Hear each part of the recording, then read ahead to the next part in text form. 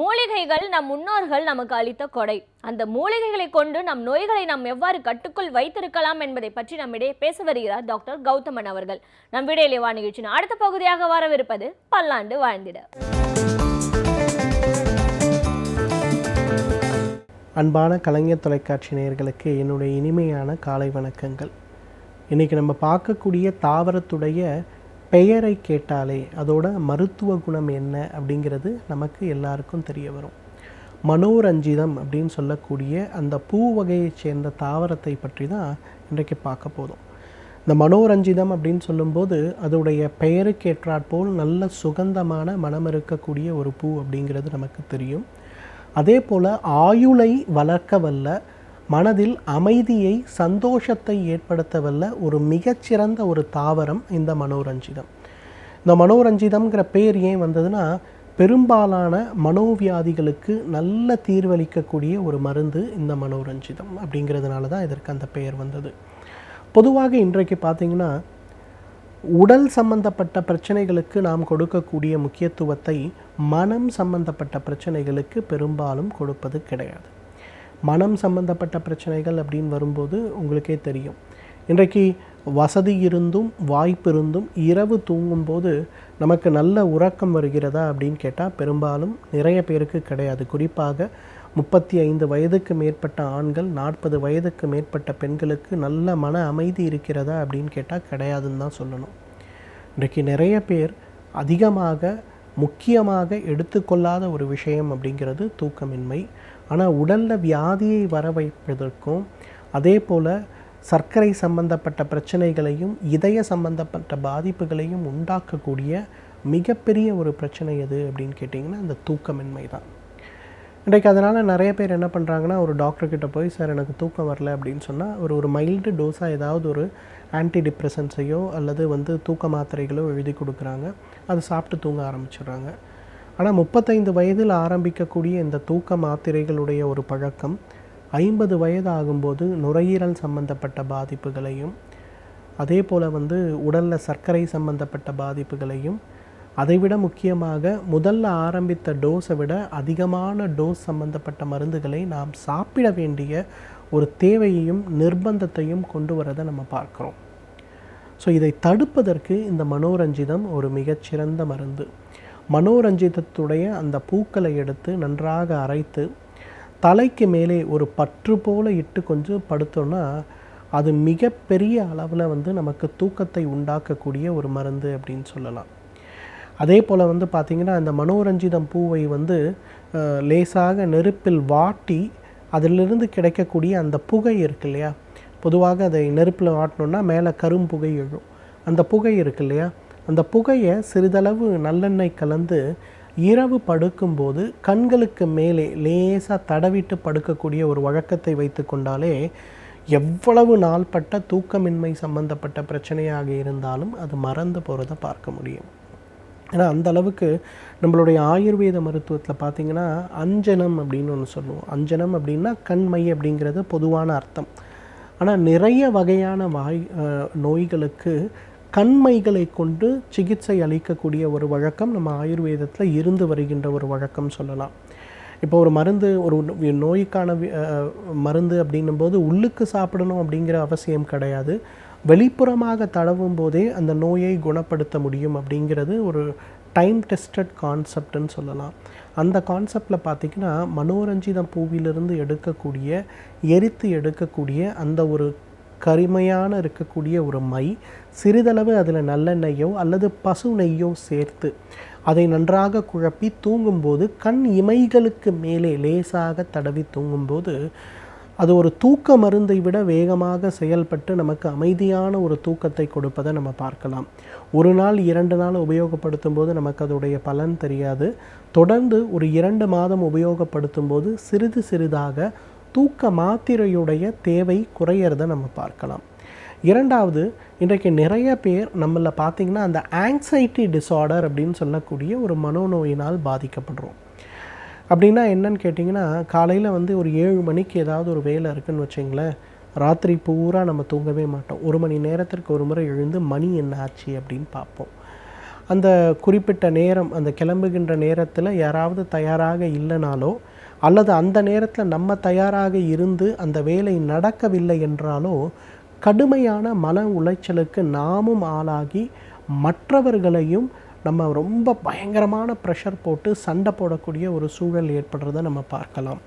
இன்றைக்கு ஐடி துறையில், கணினி துறையில் வேலை பார்க்கக்கூடியவர்கள் 140 பேருக்கு இந்த ஆங்ஸைட்டி டிஸார்டர் இருக்குது அப்படின்னு சொல்கிறாங்க. ஏன்னா அவங்க ஒரு டைம் லைனோட வேலை பார்ப்பாங்க, ஒரு டெட்லைனோட வேலை பார்க்கும்போது அந்த டெட்லைன் அப்படின்னு அவங்க மனசில் அது பதிஞ்சு அந்த ஒரு இளம் பொறியாளராக அவங்க ஆரம்பித்ததுலேருந்து ஒரு 10 வருட காலத்தில் பார்த்திங்கன்னா அவங்க ஒரு ஆங்ஸைட்டி டிஸார்டர் இருக்கக்கூடிய ஒரு மனநோயாளியாகவே மாறுறாங்க. அதோட தாக்கம் பார்த்திங்கன்னா குடும்பங்கள்லேயும் நம்ம நிறைய இருக்கிறத பார்க்குறோம். அவங்க வந்து குழந்தைகள்கிட்ட நடந்துக்கக்கூடிய முறைகளையும், பெற்றோர்கள்கிட்ட நடந்துக்கக்கூடிய முறைகளையும், நண்பர்கள் கூட நடந்துக்கக்கூடிய முறைகளையும் பார்க்கும்போது மிக மோசமாக இருக்கிறத நம்ம பார்க்குறோம். அந்த அளவுக்கு இந்த ஆங்ஸைட்டி டிஸார்டர் அப்படிங்கிறது இன்றைக்கு நிறைய சமூகத்தில் இருக்கிறத பார்க்க முடியுது. இதுக்காக நேராக போய் ஒரு சைக்காட்ரிஸ்ட்டை பார்த்து மருந்து சாப்பிட்டோன்னா அவங்க ஆன்டி டிப்ரெசன்ட் கொடுக்குறாங்க. அது பெர்ஃபார்மன்ஸ், அவர்களுடைய இயல்பான வாழ்க்கை திறனையே பாதிக்கிறது. அப்போ அதை எவ்வாறு குணப்படுத்த முடியும் கேட்டிங்கன்னா, இந்த மனோரஞ்சிதத்திலிருந்து எடுக்கக்கூடிய அந்த வேர் சூரணம் இதற்கு ஒரு மிகச்சிறந்த மருந்து. இன்றைக்கு ஆயுர்வேத மருத்துவ முறையில் சொல்லப்பட்டிருக்கக்கூடிய நிறைய மனம் சம்பந்தப்பட்ட மூலிகைகளை நம்ம எடுத்து பார்க்கும்போது, சில மூலிகைகள் டிபெண்டன்சி க்ரியேட் பண்ணாத கெப்பாசிட்டி இருக்கக்கூடிய மூலிகைகள்னு சொல்லலாம். ஒரு ஷார்ட் டைமாக நம்ம அதை எடுத்துக்கிட்டாலே உடலுக்கு நல்ல பலன் அளிக்கக்கூடிய மூலிகைகள்னு சொல்லலாம். அதில் இந்த மனோரஞ்சிதம் ஒரு குறிப்பிட்ட அளவு நல்ல பலன் கொடுக்கக்கூடிய அளவு இருக்கக்கூடிய ஒரு மூலிகை. இந்த மனோரஞ்சிதத்துடைய வேரிலிருந்து சூரணம் செய்து எடுக்கக்கூடிய அந்த ஒரு பொடியை காலை ஒரு வேளை உணவுக்கு முன்பு ஒரு தேக்கரண்டி 5 கிராம் அளவும், இரவு ஒரு வேளை உணவுக்கு பின்பு ஒரு 5 கிராம் அளவும் பால் அல்லது வெந்நீரில் கலந்து தொடர்ந்து சாப்பிட ஆரம்பித்தாலே ஒரு 3 மாத காலத்திலேயே நமக்கு ஏற்படக்கூடிய இந்த ஒரு ஆங்ஸைட்டி சம்மந்தப்பட்ட பிரச்சனைகள், பதட்டங்கள் குறையிறதை நம்ம பார்க்கலாம். இந்த பேங்க்கில் வேலை பார்த்து ரிட்டையர் ஆகக்கூடியவர்கள், காவல்துறையில் வேலை பார்த்து ரிட்டையர் ஆகக்கூடியவர்கள், நாள் முழுவதும் பிஸியாக இருந்து வேலை பார்த்து ரிட்டையர் ஆகக்கூடியவர்கள், பெரும்பாலானவர்கள் பார்த்திங்கன்னா ரிட்டையர்மெண்ட்டுக்கு அப்புறம் அவங்களுடைய லைஃப்பை ஒரு பிஸியாக வச்சுக்க தவறிட்டாங்கன்னா நிறைய மனம் சம்பந்தப்பட்ட பிரச்சனைகள் ஏற்படுவதை பார்க்கலாம். அந்த பிரச்சனைகளை நன்றாக குணமாக்கக்கூடிய ஒரு சக்தி வந்து இந்த மனோரஞ்சிதத்திற்கு உண்டு.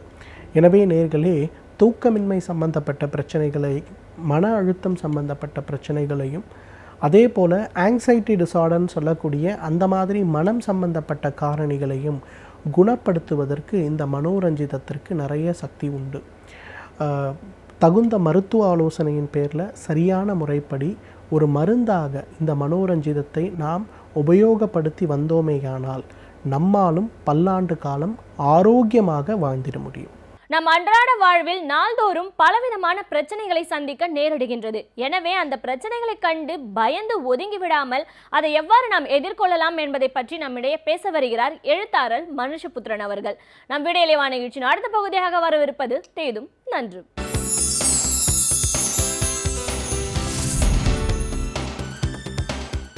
வணக்கம் நண்பர்களே, இன்னும் ஒரு இனிய காலை பொழுதில் தீதும் நன்றும் நிகழ்ச்சியில் உங்களை சந்திப்பதில் மிக்க மகிழ்ச்சி அடைகிறேன். வாழ்க்கையில் நடக்கக்கூடிய சில சம்பவங்கள் சினிமாவையும் மிஞ்சக்கூடியவை. நாம் அன்றாடம் காணக்கூடிய பல செய்திகள் சினிமாவில் வரக்கூடிய திருப்பங்களையும் பின்னுக்கு தள்ளக்கூடியதாக இருக்கின்றன. அப்படிப்பட்ட அந்த செய்திகளுக்கு பின்னே இருக்கக்கூடிய மானுட அவலம், மனித துயரம் என்பது நம்மை மனம் கசியச் செய்வதாக இருக்கிறது என்பதிலும் எந்த சந்தேகமும் இல்லை. அப்படி நம்மை நெஞ்சை உருக்கக்கூடிய அல்லது நம்முடைய சமூக அமைப்பு குறித்த பல்வேறு கேள்விகளை எழுப்பக்கூடிய சில குற்றச்செயல்கள் நம்முடைய கவனத்திற்கு வருகின்றன. அப்படிப்பட்ட ஒரு செய்தி தான் சமீபத்தில் வந்த குழந்தை கடத்தல் சம்பந்தமான ஒரு செய்தி. ஒரு வாரத்திற்கு முன்பு சேலம் அரசு மருத்துவமனையில் பிறந்த ஒரு குழந்தை காணாமல் போகிறது. யாரோ ஒரு பெண் அந்த குழந்தையை திருடி சென்று விடுகிறார். அந்த குழந்தை திருடிச் செல்லப்படுகிற காட்சி என்பது சிசிடிவி கேமராவில் பதிவாகி இருக்கிறது. அந்த குழந்தையை பெற்ற பெண் அலறி துடிக்கிறார், கண்ணீர் விடுகிறார். தன்னுடைய குழந்தையை இழந்து பரிதவிக்கக்கூடிய அந்த துயர செய்திகள் எல்லாம் பத்திரிகைகளில் வெளிவந்தன. தொடர்ந்து காவல்துறை அதை பற்றி விசாரணை மேற்கொண்டு அந்த குழந்தையை கண்டுபிடிப்பதற்கான பல்வேறு முயற்சிகளை மேற்கொண்டது. இந்த இடத்தில் தான் பொதுவாகவே நம்முடைய அரசு மருத்துவமனைகள் என்பது எந்த அளவிற்கு கவனக்குறைவானவையாக ஒருவர் சுலபமாக ஒரு பிறந்த குழந்தையை எடுத்துச் செல்லக்கூடிய அளவில் இருக்கின்றன என்பதையும் கூட நாம் பல்வேறு விதங்களில் விவாதித்தோம். ஏனென்றால் ஒரு மருத்துவமனையில் பிறக்கக்கூடிய ஒரு குழந்தையை பாதுகாப்பதற்கு கூட அங்கு ஒரு காவலர்களோ அல்லது செவிலிகளோ இல்லை என்பது ஒரு மிகப்பெரிய ஒரு அவலமான ஒரு காட்சி. நிறைய குழந்தைகள் அப்படி தமிழகத்தில் இருக்கக்கூடிய அரசு மருத்துவமனைகளிலும் ஏன் சில சமயம் தனியார் மருத்துவமனைகளிலிருந்தும் கூட காணாமல் போயிருக்கிறார்கள். அப்படி குழந்தைகளை திருடிச் செல்லக்கூடியவர்கள் குழந்தைகளை விற்கக்கூடியவர்களாகவோ அல்லது வேறு விதமாக அவர்களை கொண்டு போய் வேறு இந்த சமூக விரோத கும்பல்களிடம் விற்று பணம் சம்பாதிக்கக்கூடியவர்களாகவோ சட்டவிரோதமாக தத்துக் கொடுக்கக்கூடியவர்களாகவோ இருந்திருப்பதை நாம் பார்க்கிறோம். ஆனால் கடந்த வாரம் சேலத்தில் நடந்த சம்பவம் இதற்கு நேர்மாறான ஒன்று. அதுதான் நாம் இதை பற்றி இன்றைக்கு நாம் பேச வேண்டிய ஒரு அவசியத்தை ஏற்படுத்தி இருக்கிறது. அந்த குழந்தையை திருடிச் சென்ற பெண் அவர் இப்பொழுது கைது செய்யப்பட்டு விட்டார். அவர் ஏன் அந்த குழந்தையை திருடிச் சென்றார் என்பதுதான் மிக முக்கியமான கேள்வி. அந்த பெண்ணிற்கு திருமணமாகி 3 ஆண்டுகள் ஆகிறது. அந்த பெண் தாய் தகப்பன் இல்லாமல் வளர்ந்த ஒரு பெண். அவர் ஒருவரை திருமணம் செய்து கொள்கிறார். பிறகு திருமணமாகி 3 ஆண்டுகள் ஆகியும் அந்த பெண்ணிற்கு குழந்தை இல்லை என்கிற போது அந்த பெண் குழந்தை பெற்றுக்கொள்ள முடியாத ஒரு கருப்பை சார்ந்த ஒரு பிரச்சனை அவருக்கு இருக்கிறது என்று தெரிய வருகிறது. இது அந்த பெண்ணிற்கு பல்வேறு விதமான நெருக்கடிகளை குடும்பத்தில் கொண்டு வருகிறது.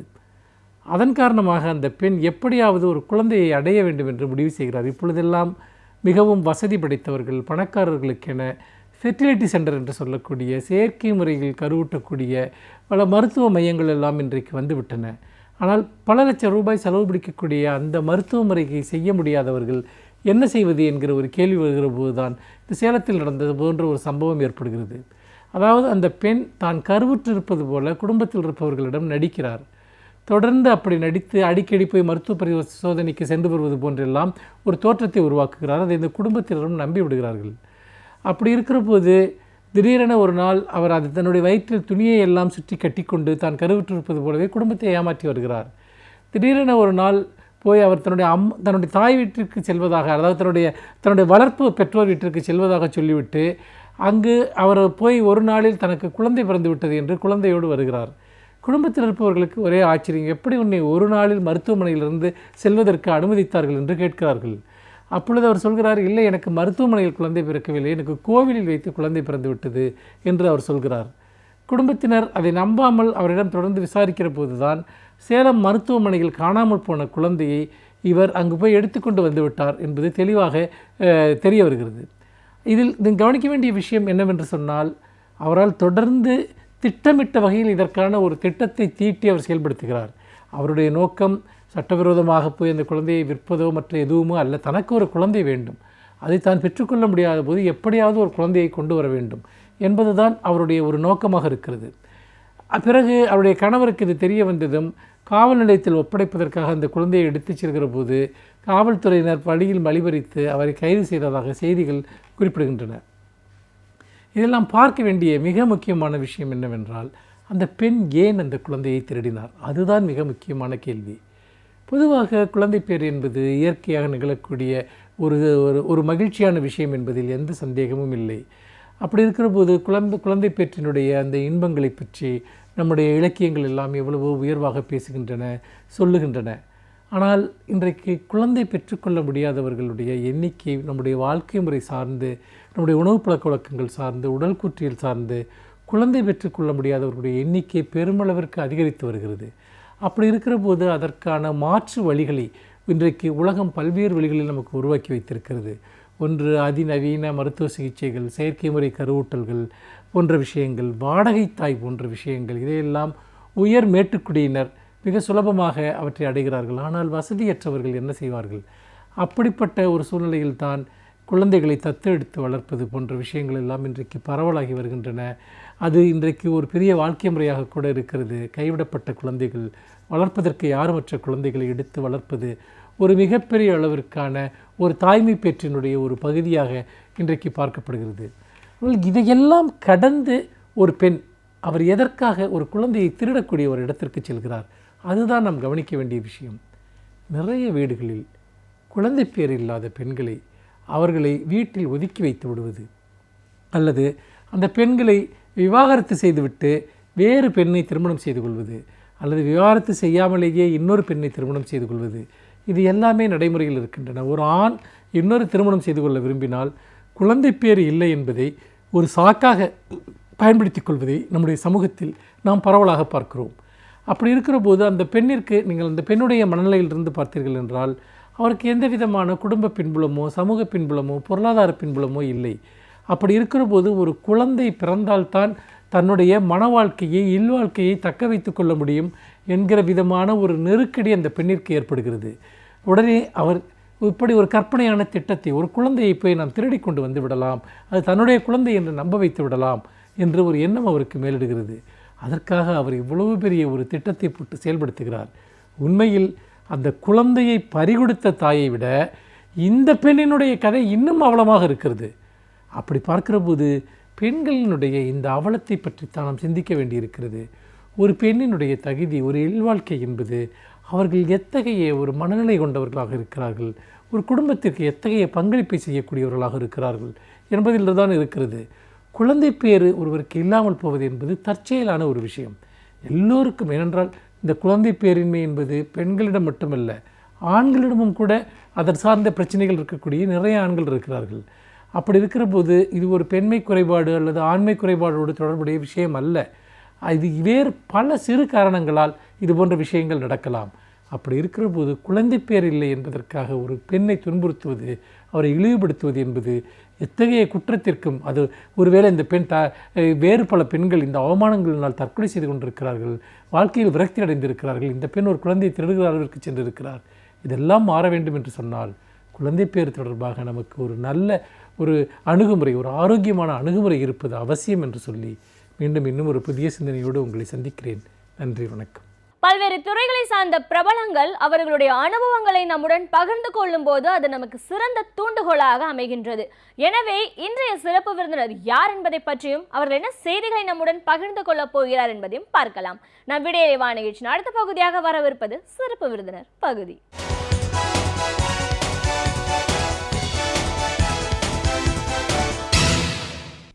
வணக்கம் நேயர்களே, விடியலே வா நிகழ்ச்சியின் சிறப்பு விருந்தினருக்கான நேரம் இது. இன்றைய சிறப்பு விருந்தினர் போட்டித் தேர்வுக்கான பயிற்சியாளர் திரு ஸ்ரீராம். இன்னைக்கு போட்டித் தேர்வுகள் அப்படின்னு பார்க்கும்போது தினம் தினம் விளம்பரங்கள்ல நிறைய வரதை பார்க்குறோம். பொதுவாக எந்த மாதிரியான வேலைகளுக்கெல்லாம் இன்னைக்கு வாய்ப்பு அதிகமாக இருக்குது, அதை பற்றின ஒரு புரிதல் இல்லாமல் எவ்வளோ தூரம் மாணவர்கள் இருக்காங்க, அந்த புரிதல் ஏன் அவசியமாக இருக்குது, அதற்கான வாய்ப்புகள் எவ்வளோ தூரம் இருக்குது, இப்படி பல விஷயங்களை இன்னைக்கு நம்ம அவர்கிட்ட கேட்டு தெரிஞ்சுக்கலாம். வணக்கம் சார். வணக்கம் மேடம். ஒரு போட்டித் தேர்வு பயிற்சியாளர் அப்படிங்கிற முறையில் முதல்ல எங்கள் நிகழ்ச்சிக்கு உங்களை நாங்கள் வரவேற்கிறோம் சார். இன்றைக்கி வந்து போட்டித் தேர்வுகள் அப்படின்னு சொல்லும் போது காம்படிட்டிவ் எக்ஸாம்ஸ் அப்படின்னாலே எல்லாருக்கும் தெரிஞ்சது ஒன்று பேங்கிங், டிஎன்பிஎஸ்சி இல்லை ஐஏஎஸ், இப்படியான விஷயங்கள் தான் எல்லார் மைண்ட்லேயும் வரும். அதை பற்றி எவ்வளோ தூரம் அவங்களுக்கு புரிதல் இருக்குது இல்லைங்கிறத பற்றி கேள்வி இல்லை. ஆனால் இதுக்கு நம்ம போகணுங்கிற அளவுக்கு வர நிறைய மாணவர்களை பார்க்குறோம். அந்த அந்த ஒரு விஷயத்தை ஃபோக்கஸ்டாக பண்ண வேண்டிய அவசியம் என்ன, அதை பற்றின ஒரு புரிதல் முழுமையாக எவ்வளோ தூரம் தேவைப்படுது, அதற்கான ஒரு ஹார்ட் ஒர்க், அந்த பயிற்சி அப்படிங்கிற அந்த காலம் வந்து எவ்வளோ முக்கியமானது, எவ்வளோ தூரம் டெடிக்கேட்டடாக இன்றைக்கி இருக்காங்க, வாய்ப்புகள் அப்படின்னு பார்க்கும்போது இந்த 4 நிலைகளை தாண்டி இன்றைக்கி எவ்வளோ வாய்ப்புகள் அதிகமாக இருக்குது, இதை பற்றின ஒரு விழிப்புணர்வு இன்றைக்கி ஏன் தேவையாக இருக்குது, இப்படி நிறைய விஷயங்களுக்கு பதில்களை உங்ககிட்ட இருந்து நாங்கள் எதிர்பார்க்குறோம். முதல்ல ஃபஸ்ட்டு அந்த போட்டித் தேர்வுகள் பற்றி நம்ம பேசுவோம். ஜென்ரலாக இன்றைக்கி பார்க்கும்போது நிறைய எல்லாருக்குமே ஒரு கனவு அப்படின்னா அரசு துறையில் ஒரு அரசு துறை அதிகாரியாக வரணும், அதில் ஒரு ஹையஸ்ட் லெவல் வரைக்கும் அச்சீவ் பண்ணணும் அப்படின்ற ஒரு ட்ரீம் இருக்கும். இன்றைக்கி பெரிய பெரிய ப்ரொஃபஷனல் கோர்ஸ் பிஇ இன்ஜினியரிங் படித்தவங்கலாம் கூட ஒரு ஸ்டேஜில் இதுக்குள்ளே போகணுன்ற ஒரு ஆசையில் வரவங்கள பார்க்குறோம். ஆனால் அப்படி போகிறவங்கலாம் கூட எவ்வளோ தூரம் சக்சீட் ஆகிறாங்கன்னு பார்த்தா ஒரு பெரிய வேக்யூம், கேள்விக்குறி இருக்கிறத பார்க்குறோம்.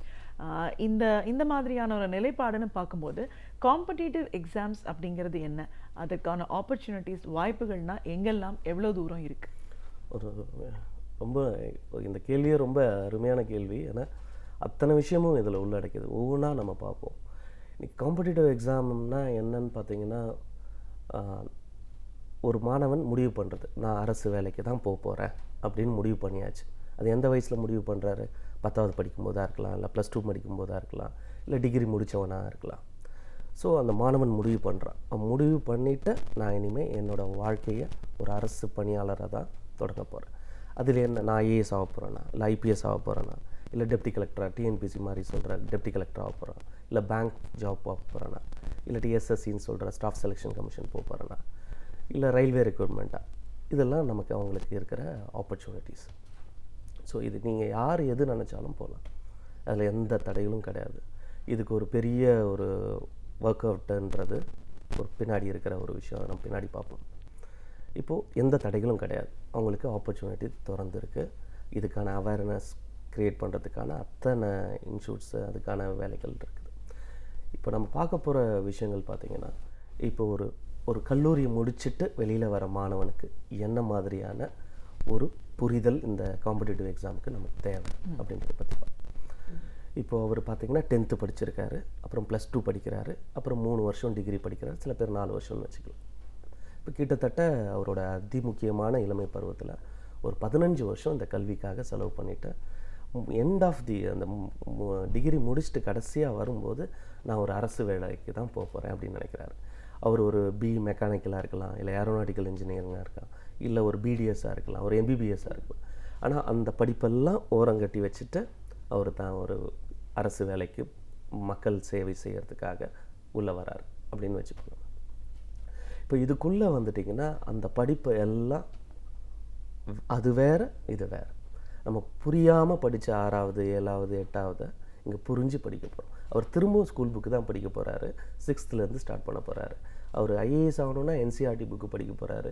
தமிழ்நாடு கவர்மெண்ட் நடத்துகிற எக்ஸாமாக இருந்தால் சமச்சீர் கல்வியை படிக்க போகிறார். 6th +2 வரல இருக்கிற புக்கு பேஸ் அது மட்டும் படிக்க போகிறதில்ல, அது கூட நிறைய படிக்க போகிறார். இப்போது அவர் வெளியில் வரார், ஒரு கனவோடு வரார். எனக்கு ப்ரைவேட் செக்டார் வேண்டாம், எனக்கு பிஸ்னஸ் வேண்டாம், நான் ஒரு அரசு வேலைக்கு போகிறேன். அந்த அரசு வேலைக்கான தேடுதலோடு வெளில வரார். இப்படி வந்தால் அவர் மனசில் இருக்க வேண்டியது 2 விஷயம். ஒரு 3 மாதத்தில் நான் அச்சீவ் பண்ணிடுவேன் அப்படிங்கிற அந்த கனவு முதல் முடிக்கணும். அந்த மாதிரியான ஒரு பேரண்ட்டுக்கும் அந்த மாதிரி இருக்குது, அந்த ஸ்டூடெண்ட்டுக்கும் அந்த மாதிரி இருக்குது. ஒரு காம்படிட்டிவ் ஒரு பேங்க் எக்ஸாம்னா ஒரு 15 நாள் 20 நாள் படித்தா போதும், ஹவர்ஸில் தான் போட்டிருப்பாங்க. ஒரு 48 ஹவர்ஸ் படித்தா போதும் சர்வீஸ் வாங்கிடலாம் அப்படின்ட்டு. ஏன்னா இதோட வாங்கலாம், ஒரு 10 பேர் எக்ஸாம் எழுதுறாங்கன்னா அது மாதிரி வாங்கலாம். இங்கே வந்து பார்த்திங்கன்னா 15 - 20 லட்சம் பேர் எழுதுகிறாங்க. இந்த 20 லட்சம் பேரில் இந்த வேக்கன்சி வர ஒரு 5000 10,000 வேக்கன்சி, இதுக்காக 8 மாதம் 9 மாதமாக படிக்கிறவங்க இருந்துக்கிட்டு இருக்காங்க. நாம் அன்றைக்கி தான் புதுசாக போகிறோம். அப்போது காம்படிஷன் நமக்கு முன்னாடியே நிறைய பேர் பண்ணிகிட்டு இருக்கும்போது நமக்கு அடி வாங்குது. அந்த ஒரு சக்ஸஸ் வர்றதுக்கு கொஞ்சம் டைம் ஆகுது. ஸோ ஒரு ஸ்டூடெண்ட்டை என்ன முடிவு பண்ணிவிட்டு வெளியில் வரணுன்னா, நான் 15 வருஷமாக என்னோடய கரியருக்காக படிச்சிருக்கேன், என்னோடய காம்படிட்டிவ் எக்ஸாமுக்கு மினிமம் நான் ஒரு 6 மந்த்தாவது படிப்பேன், மினிமம் ஒரு 6 மாதம் பர் டே. இத்தனை நாள் என்ன படித்தோம், ஒரு 1 hour படிப்போம், படிக்காமல் இருக்கலாம், ஒரு 2 hours படிப்போம், திரும்ப ஒரு 15 நாள் கேப் விட்டு படிச்சுட்டு அதுக்கப்புறம் எக்ஸாம் வரும்போது ஒரு எக்ஸாம் எழுதி நம்ம ஸ்டேட் ஃபஸ்ட்டு கூட வாங்கலாம், இல்லை கோல்டு மெடல் கூட வாங்கலாம். ஆனால் காம்படிட்டிவ் எக்ஸாம் அப்படி கிடையாது. என்றைக்கு நீங்கள் இன்றைக்கி படித்து இந்த எக்ஸாமுக்கு நான் தயாராகணும்னு நீங்கள் என்றைக்கு நினைக்கிறீங்களோ அன்னையிலேருந்து நீங்கள் சக்ஸஸ் ஆகிற அன்றைக்கி வரணும், உங்கள் அப்பாயின்மெண்ட் ஆர்டர் வாங்குகிற வரணும். நீங்கள் மினிமம், நான் சொல்கிறது ரொம்ப கம்மியாக 6 hours பர் டே நீங்கள் படித்தே ஆகும். அது மினிமம் 6 months 6 hours இது டார்கெட்டாக வச்சுக்கிட்டு எந்த ஸ்டூடெண்ட்டோ அது அவர் 10ஆவதுல 10 முறை அட்டெம்ப்ட் கொடுத்துருக்கலாம், +2ல் 5 முறை ஃபெயில் ஆகிருக்கலாம், இல்லை ஸ்டேட் ஃபஸ்ட்டாகவும் இருக்கலாம். ஆனால் இந்த 6 hours மினிமம் 6 months இல்லாமல் இந்த ஒரு கனவோடு வந்தாங்கன்னா அதுக்கு முன்னாடியே அவங்களால சக்ஸஸ் ஆக முடிஞ்சால் சந்தோஷம்.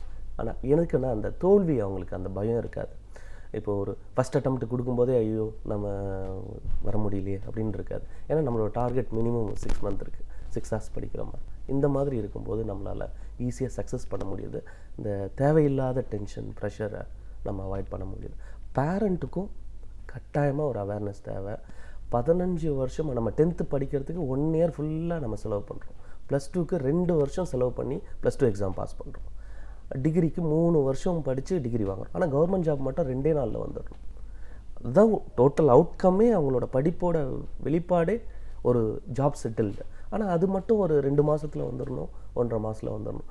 பேரண்ட்டும் பசங்களை என்கரேஜ் பண்ண வேண்டிய ஒரு கட்டாயத்தில் இருக்காங்க. எந்த ஒரு ஸ்டூடெண்ட்டும் எவ்வளோ படிக்கல இல்லை நல்லா படிக்கிற ஸ்டூடெண்ட் யாராக இருந்தாலும் உள்ளே வரலாம், காம்படிட்டிவ் எக்ஸாமுக்குள்ளே வரலாம். ஒரு விஷயம், குறைஞ்சபட்சம் நான் 6 மணி நேரம் டெய்லி படிப்பேன், நான் இதை தான் படிப்பேன், என் வாழ்க்கையை நான் அரசு ஊழியராக தான் நான் பண்ணணுன்றது என்னோட வெறி அப்படின்னு சொல்லிட்டு வரும்போது அவங்க கட்டாயமாக சக்ஸஸ் ஆகிறாங்க. கண்டிப்பாக சார். இப்போது இந்த மாதிரியான ஒரு எண்ணங்களோடு உள்ளே வர நிறைய பேர் நம்ம பார்த்துருக்கோம்.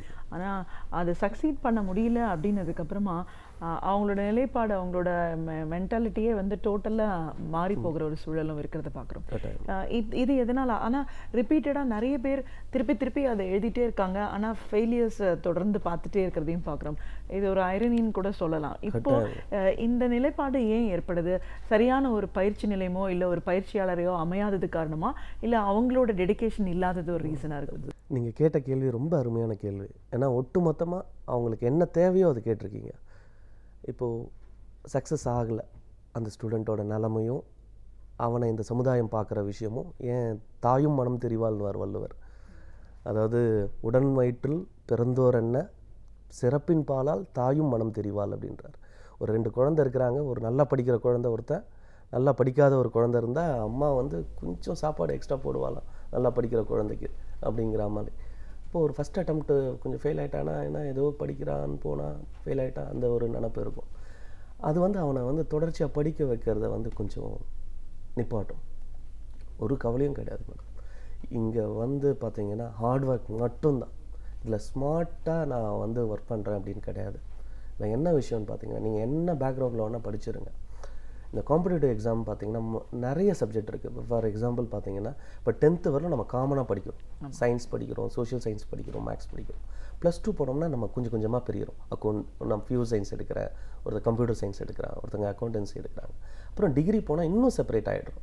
ஒருத்தர் BBA பண்ணுறாங்க, ஒருத்தர் BCom பண்ணுறாங்க, ஒருத்தர் பயோகெமிஸ்ட்ரி பண்ணுறாங்க, ஒருத்தர் மைக்ரோபயாலஜி பண்ணுறாங்க. இப்படி தனித்தனியாக பிரிஞ்சோம். காம்படிட்டிவ் எக்ஸாம் வந்தால் இப்போ 10th படித்தது, +2 படித்தது, டிகிரியில் படித்தது எல்லாத்தையும் சேர்ந்து எல்லோரும் ஒரே மாதிரி படித்தாகணும். ஃபார் எக்ஸாம்பிள் பார்த்தீங்கன்னா, நான் ஃபிசிக்ஸ் படித்தாகணும், கெமிஸ்ட்ரி படித்தாகணும், பாட்னி படித்தாகணும், ஜுவாலஜி படித்தாகணும், எக்கனாமிக்ஸ் படித்தாகணும், பாலிட்டி படித்தாகணும், இப்படி எல்லாமே படித்தாகணும். அப்போது இங்கே நான் ஸ்மார்ட்டுன்னு எதை வச்சு நீங்கள் எந்த சப்ஜெக்டில் ஏதாவது ஒரு சப்ஜெக்டில் நம்மளோட மேஜர் என்ன படித்தோமோ அதில் ஸ்மார்ட்டாக இருக்கும். ஆப்டிடியூட் ரீசனிங்கில் நான் ஸ்மார்ட்டு அப்படின்னு சொல்லலாம். அப்போ மற்ற விஷயங்கள்லாம், அப்போ அந்த விஷயங்கள்லாம் ஒரு முறை படித்தாவே மனசுக்குள்ளே போயிடுமா? எவ்வளோ முறை படித்தாலும் மனப்பாடம் பண்ணி பண்ணி பண்ணி கூட மறந்து போயிடும். அதை ஒரு வருஷமாக படிப்பாங்க சில பேர். 3 ஹவர்ஸில் எக்ஸிக்யூட் பண்ணணும். அந்த எக்ஸிக்யூட்டிங் பண்ணுற அன்றைக்கி நம்மளோட அந்த ப்ராப்ளத்துலேயும் சில பேர் சக்ஸஸ் ஆக மாட்டாங்க. சூப்பராக படிப்பாங்க, நல்ல நாலேஜ் இருக்கும், ஆனால் எக்ஸாமில் போய் சொதப்புவாங்கன்னு சொல்லுவாங்க. அந்த 3 ஹவர்ஸில் அவங்களால எக்ஸிக்யூட் பண்ண முடியாது. தெரிஞ்ச கேள்வியில் தப்பு பண்ணுவாங்க, இல்லை OMR ஷீட்டை ஏன்னு மனசில் வச்சுப்பாங்க, Bயில் போய் ஷீட் பண்ணுவாங்க. இந்த மாதிரி எரர்லாம் இருக்குது. இந்த எரர் வந்து எப்போது இதாகும்னா, திரும்ப திரும்ப திரும்ப அவங்க எக்ஸாம் எழுதிக்கிட்டே இருக்கணும், திரும்ப திரும்ப படிச்சுக்கிட்டே இருக்கணும். இந்த 2 விஷயங்கள் தான் எல்லாராலையும் சக்ஸஸ் ஆக முடியும். இதில் எந்த மாற்றமும் கிடையாது. நான் முன்னாடி சொன்ன மாதிரி தான், 10th 10 முறை ஃபெயிலாக இருந்தால் கூட சர்வீஸ் வாங்கலாம். அது மாதிரி வாங்கினவங்க இருக்காங்கன்னா 1000கணக்கான பேர் இருக்காங்க.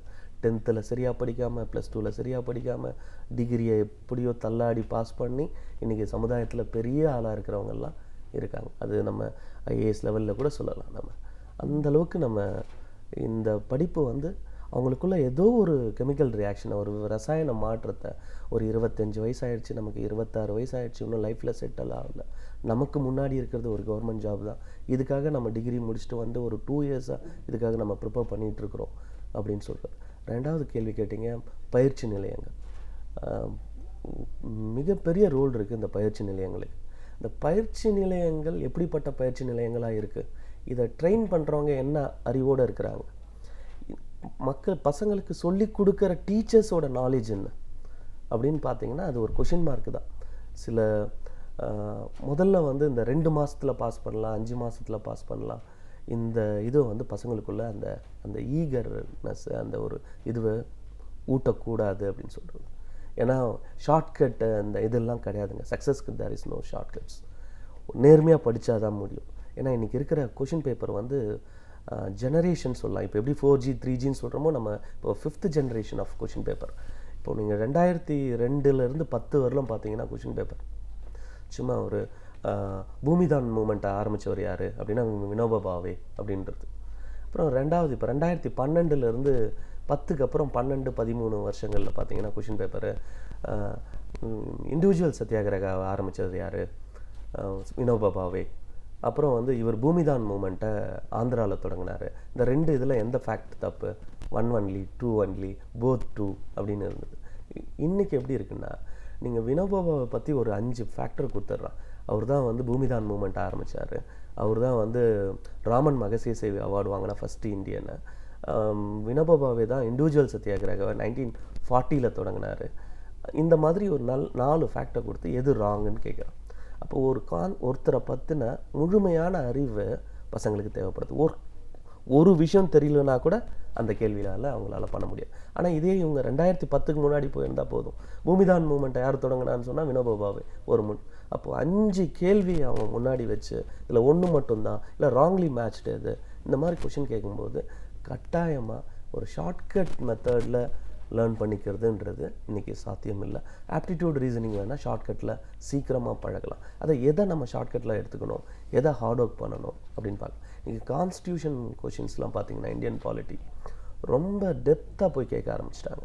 ஸோ இதுக்கெல்லாம் நம்ம கான்ஸ்டியூஷனை நல்லா படித்து, இப்போது கான்ஸ்டியூஷன் எடுத்துட்டிங்கன்னா 395 ஆர்டிகல்ஸ் இருக்குது, ஒரு 12 ஷெட்யூல்ஸ் இருக்குது, 25 பார்ட்ஸ் இருக்குது. கிட்டத்தட்ட 300 ஒரு லாயர் படிக்க வேண்டிய விஷயங்களை நம்ம படித்தாகணும். அப்போது ஃபிசிக்ஸ் கெமிஸ்ட்ரி பாட்னி ஜுவாலஜின்னு பார்த்தீங்கன்னா கிட்டத்தட்ட ஒரு எம்பிபிஎஸ் கொடுக்குற அறிவை நம்ம கொடுத்தாகணும். இப்போ பொது தமிழ்னு இருக்குது, நான் டிஎன்பிஎஸ்சி பற்றி பேசுகிறேன். இப்போ தமிழ்னு இருக்குன்னா தமிழில் பார்த்தீங்கன்னா ஒற்று மிகுமிடம் மிகா இடங்கள் கேட்குறாங்கன்னா ஒரு இச்சு கூட நம்ம வாழ்க்கையை டிசைட் பண்ணுற ஒரு இடத்துல இருக்குது. அப்போது ஒரு கம்ப்ளீட் நாலேஜ் இதை வந்து நான் 2 மாதத்தில் அடைஞ்சிடணும் 3 மாதத்தில் அடைஞ்சிடணும்னு நினைக்கிறதே ஒரு பேராசை தான் நான் சொல்லுவேன். இது படிக்கிறது ஒரு சந்தோஷம், படிக்கிறது ஒரு கலை. இந்த கலையை வந்து நம்ம தொடர்ச்சியாக நம்ம டார்கெட் ஃபிக்ஸ் பண்ணணும். 1 இயர்க்குள்ளே நான் இந்த சர்வீஸ் போயிடுவேன். உங்களோட சர்வீஸ் என்னவோ அதை டார்கெட் பண்ணுங்கள். உங்களுக்கு டெப்டி கலெக்டர் தான் வேணுமா, டார்கெட் பண்ணிக்கோங்க. நடுவில் நடக்க போகிற எல்லா எக்ஸாமும் எழுதுங்க. இந்த எக்ஸாம் நீங்கள் எந்த சர்வீஸ் வேணாலும் உங்களுக்கு வாங்கி கொடுக்கும். நீங்கள் டார்கெட் வச்சுருக்கிற அந்த சர்வீஸ்க்கும் உங்களுக்கு கொண்டு போகும். தொடர்ச்சியாக படிக்கிறது தான் இதுக்கு இருக்கிற ஒரு விஷயம். படிக்கிறதுன்றது ரொம்ப கஷ்டம். அப்போது படிக்கிறது ஏன் ரொம்ப கஷ்டமாயிடுதுன்னா நிறைய படிக்கும்போது சில பேருக்கு சயின்ஸே வராதும்பாங்க, சில பேர் ஆப்டிடியூட் ரீசனிங்கே வராதும்பாங்க. இந்த மாதிரி எந்த ஒரு ஸ்டூடெண்ட்டாக இருந்தாலும் வராத ஒரு சப்ஜெக்ட் இருப்பாங்க. அதை நம்ம எப்படி ஓவர் கம் பண்ணுறது, அதை திரும்ப எப்படி ப்ராக்டிஸ் பண்ணுறது, இது பண்ணணும். இன்ஷூட்ஸ் இந்த பசங்களோட லெவல் ஆஃப் இது என்ன அப்படின்னு பார்க்கணும். ஒவ்வொரு ஸ்டூடெண்ட்டையும் இண்டிவிஜுவல் கேர் எடுத்துக்கணும் மேடம். ஏன்னா அவங்க வந்து எதிர்காலத்தை பணம் வச்சுட்டு வராங்க. பணம் கிடையாது, இப்போ பணம் கூட திரும்ப சம்பாரிச்சிடலாம். அவங்களோட வயசு ஒரு 22 வயசில் ஒருத்தன் சர்வீஸ் போகணுன்னு வந்தவன் ஒரு 23 24 வயசு 2 வருஷமாக சர்வீஸ் போக முடியலன்னா யாராக இருந்தாலும் அந்த கட்ஸ் லெவல் வந்து கொஞ்சம் குறைய தான் ஆரம்பிக்கும். நம்ம லாய்க்கு இல்லையோ, நம்மளால் பண்ண முடியாதோ, நம்ம தெரியாதரமாக இந்த ஃபீல்டை சூஸ் பண்ணிட்டோமோ. என் ஃப்ரெண்டுலாம் நேரம் ஆன்சைட் போயிட்டு அவன் யூஎஸ் போயிட்டானே, நான் தெரியாதரமாக குரூப் 1 வந்துட்டணும். இதெல்லாம் நான் டெய்லி பார்க்குற பசங்கக்கிட்ட இருக்கிற நான் டெய்லி பார்த்துட்ருக்கேன். டெய்லி எனக்கு ஒரு 50 பேர் 60 பேராவது என்னை சுற்றி கேட்பாங்க, சார் என்ன பண்ணுறது. நான் சொல்கிறது தான், நம்மளால் முடியலைன்னா வேறு யாராலும் முடியாது, கட்டாயமாக முடியும். திரும்ப பண்ணு. என்ன தப்பு பண்ணீங்க, ஒரு கொஷின் பேப்பர் தெரிஞ்சுன்னா தெரிஞ்ச கொஷினை வச்சுட்டு பெருமைப்படாது. 100 கொஷின் எழுதுறீங்கன்னா எனக்கு சார் 75 கொஷின்ஸ் நான் கரெக்ட் பண்ணுறேன் சார், 25 தான் தெரியல. அந்த 25 எந்த கொஷின் தெரியல, அது ஏன் உனக்கு தெரியாமல் போச்சு, அது எந்த சோர்ஸில் இருக்குது, எந்த புக்கில் இருக்குது, ஏன் உனக்கு தெரியாமல் போச்சு, உனக்கு சொல்லிக் கொடுக்கலையா, உன்னோட மெட்டீரியல் இல்லையா, அதை தேடார். அதுதான் உன்னை சக்ஸஸ் கொண்டு போகும்.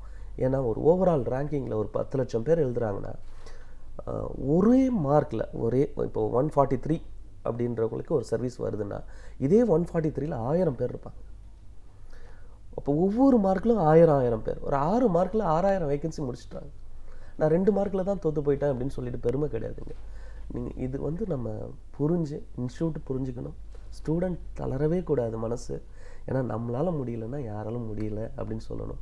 ஜெயிச்சதுக்கப்புறம் நம்மளாலே முடிஞ்சது எல்லாராலேயும் முடியும் அப்படின்னு நினைக்கணும்னு சொல்லுவாங்க. அந்த மாதிரி கட்டாயமாக இந்த 2 விஷயத்தையும் அவங்க பண்ணணும். இன்ஸ்டியூட் ஸ்டூடெண்ட்டோட வெல்ஃபேரை நம்ம கட்டாயமாக பார்த்தாகணும். ஒவ்வொருத்தரோட மனநிலையும் புரிஞ்சுக்கிட்டு அவங்கள தொடர்ச்சியாக எப்படி நம்ம சர்வீஸ் கொண்டு போகிறோம். நம்மளை நம்பி வந்த பையன், நம்மளை வாழ்க்கையை நம்மளை பிலீவ் பண்ணி அவனோட எதிர்காலத்தை வச்சு, இப்போ அவனுக்கு சரியான கைடன்ஸையும் அவனோட வாழ்க்கையை நல்லா செட்டில் பண்ணுறதுக்கான வேலையும் அந்த இன்ஸ்டியூட்ஸ் பார்க்கணும். ஸ்டூடெண்ட்டு கட்டாயமாக சர்வீஸ் வாங்கிடலாம், அவன் பயப்பட வேண்டாம். பேரண்ட் அவனுக்கு கட்டாயமாக சப்போர்ட் பண்ண மேடம். பேரண்ட் தான் மேடம் ரொம்ப முக்கியம். அவங்க படிக்கும்போது, ஏன்னா மணிக்கணக்கில் படிக்கணும். நான் முதல்ல சொன்ன மாதிரி 6 hours படித்தா 6 மாதத்தில் வாங்க முடியுமா? அப்போ 8 hours படி, சீக்கிரம் வாங்கிடலாம். 10 hours படி வாங்கிடலாம். 15 hours படி. எனக்கு தெரிஞ்சவங்களாம் 18 hours per day படிக்கிறாங்க.